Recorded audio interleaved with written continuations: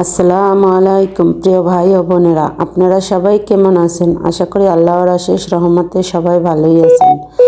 আলহামদুলিল্লাহ, আমিও আল্লাহর অশেষ রহমতে ভালোই আছি। আজকে আমি দুনিয়ার সবচেয়ে সহজ ও মজাদার ভর্তা তৈরি করব, ধনিয়া পাতা ভর্তা। তার জন্য এখানে আমি 1 আটি ধনিয়া পাতা নিয়েছি। ধনিয়া পাতাটা এখন সুন্দর করে বেছে নিব।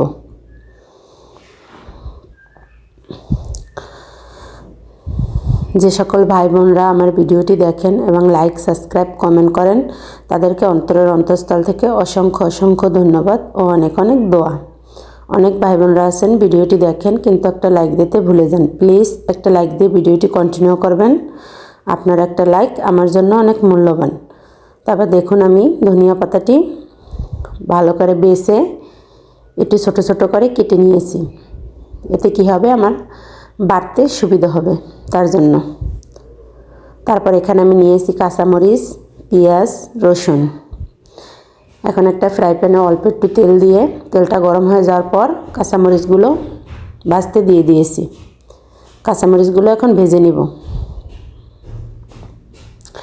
এত ছোট একটা ভিডিও, তাও অনেক ভাই বোনরাই ফুল টাইম ওয়াচ করে না, জানি না কিসের জন্য।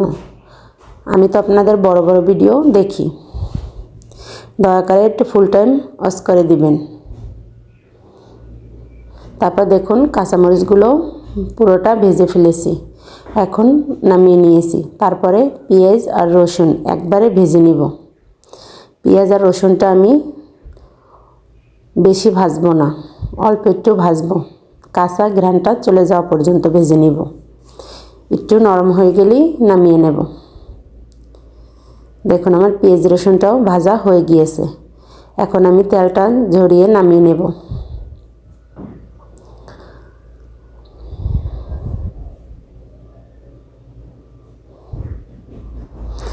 এভাবে যদি ধনিয়া পাতা ভর্তা করা যায়, তাহলে এই ভর্তা দিয়েই 1 প্লেট ভাত নিমিষেই খাওয়া যায়। তারপর দেখুন, ওই যে ফ্রাই প্যানে অল্প একটু তেল ছিল, ওই তেলের ভিতরেই ধনিয়া পাতাগুলো দিয়ে দিলাম। দিয়ে পানিটা জাস্ট টানিয়ে নিলাম। বেশি জাল দিলে কিন্তু ধনিয়া পাতার কালার নষ্ট হয়ে যাবে, দেখতে ভালো লাগবে না। সবুজ কালার নষ্ট হয়ে গেলে কিন্তু এটা ভর্তাটা দেখতে অতটা ভালো লাগবে না। এই যে আমি অল্প একটু জাল দিয়ে নামিয়ে ফেলেছি, মানে পানিটা টানিয়ে। তারপর পাটাপোতায় বাটতে চলে আসলাম। প্রথমে আমি এখানে কাঁচামরিচ বেটে নিব।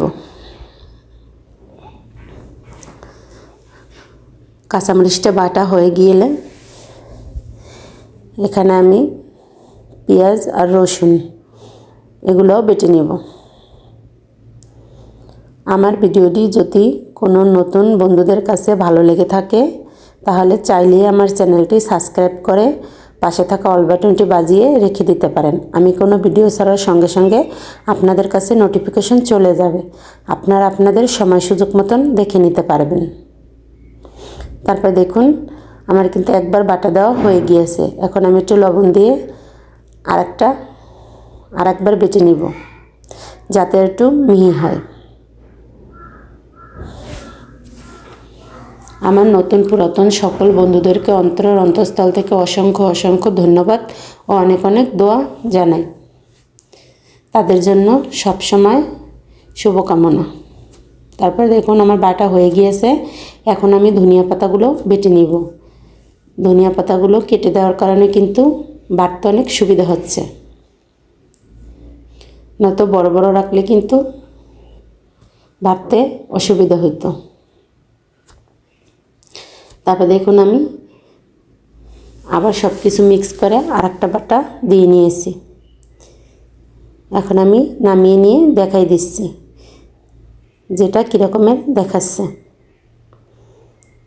এই যে দেখুন, মাশাআল্লাহ, ভর্তাটা কিন্তু দারুণ মজা হয়েছিল। এটা একদম সবুজ কালারই রয়েছে।